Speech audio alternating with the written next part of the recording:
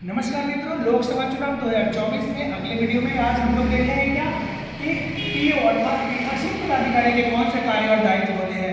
एक मतदान केंद्र पर पीठासीन पदाधिकारी उसके प्रमुख होते हैं और मतदान केंद्र पर सभी कार्य पीठासीन पदाधिकारी के अंतर्गत किया जाता है। उनके जितने भी टीम के दल होते हैं सभी उनके अंतर्गत ही कार्य करते हैं।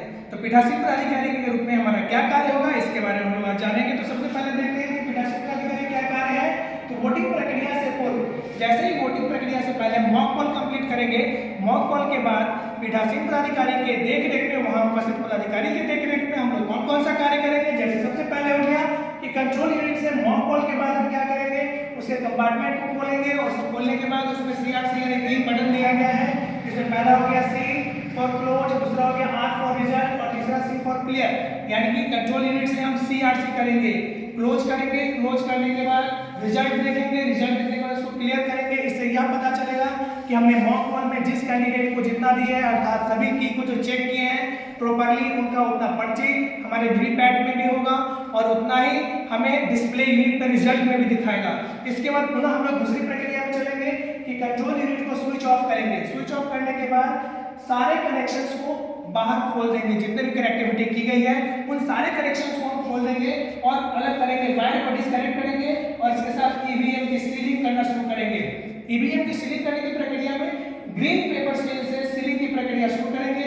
इसमें सबसे पहले हम ग्रीन पेपर सील का सीरियल नंबर पीठासीन पदाधिकारी के रूप में उसको नोट करेंगे और उस पेपर सील में जहां पर वो लिखा गया है उसके नीचे हम अपना हस्ताक्षर करेंगे। साथ ही हम वहां पर उस नंबर के नीचे अपने हस्ताक्षर के साथ साथ मतदान अभिकर्ता से भी साइन करवाएंगे, उनका हस्ताक्षर करवाएंगे और फिर उसको सीलिंग प्रक्रिया में लगाएंगे। मशीन सील करने से पूर्व फिर हम रखेंगे स्पेशल टैग का भी सीरियल नोट करेंगे और वहां पर भी हस्ताक्षर करेंगे और मतदान अभिकर्ता से भी हस्ताक्षर करवाएंगे। इस तरह से हमारा सीलिंग प्रक्रिया आरंभ हो जाएगी और ग्रीन पेपर सील का एक भाग ग्रीन तथा दूसरा भाग व्हाइट होगा।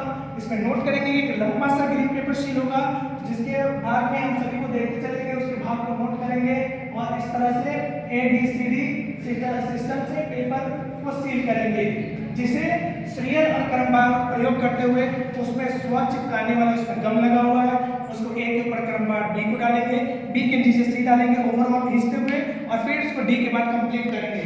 यहाँ से हमारा यह प्रक्रिया खत्म हो जाएगा।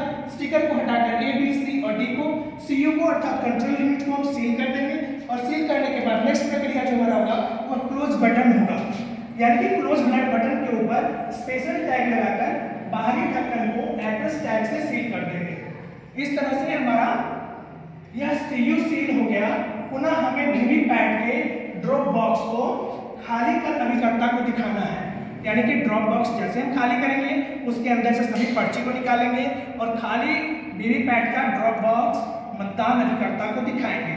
दिखाने के बाद फिर हम उसको सिस्टमेटिक एड्रेस टैग लगा करके सील कर देंगे, साइड डोर को सील करेंगे। इस तरह से CU का स्विच ऑन कर टोटल बटन हम चेक करेंगे, सिस्टमेटिक सभी वायर को कनेक्ट करेंगे, फिर वोटिंग कंपार्टमेंट में रेडी फॉर एक्चुअल वोट। हमारा मशीन तैयार हो गया एक्चुअल वोट के लिए और इस तरह से हम CU का स्विच ऑन करते हुए उसे टोटल बटन चेक करेंगे, 0 हो गया, हम वास्तविक मतदान के लिए हमारा मशीन तैयार हो गया।